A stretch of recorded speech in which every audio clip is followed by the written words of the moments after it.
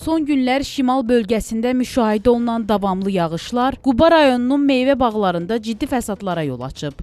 Fermerlər arasında qara ləkə kimi tanınan dəmgil xəstəliyi xüsusilə alma bağlarında geniş yayılıb.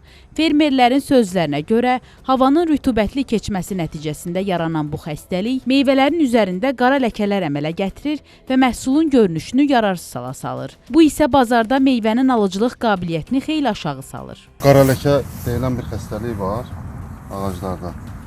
Bu xəstəlik var ki, bu sonra almaya düşür. Almada fəsadlar yaradır. Qara ləkə, unlu şeh deyilən bir fəsadlar yaradır. Ümumiyyətlə meyvədə ləkə əmələ gətirir. Ümumiyyətlə meyvəni böyüməyə qoymur. Bizim şimal zonasının tumu meyvələrinin ən qorxulu xəstəliklərindən biri də ki, dəmgil xəstəliyidir. Əsasən bu nisbi rütubət yüksək olduqda yağmurlu havalarda bu xəstəlik inkişaf edir. Armud, alma və digər tumu meyvə bitkilərindən zərər vurur. Mütəxəssislərin sözlərinə görə bu cür xəstəliklərin qarşısını almaq üçün vaxtında profilaktik tədbirlərin, xüsusilə də hava şəraitinə uyğun dərmanlama işlərinin aparılması vacibdir.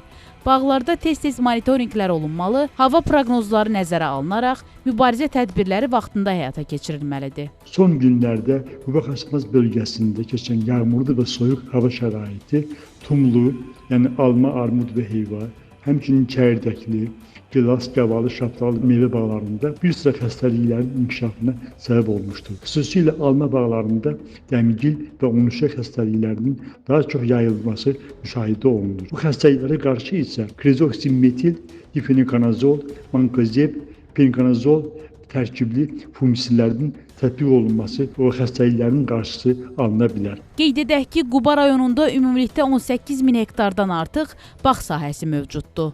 14 min hektarını alma bağları təşkil edir.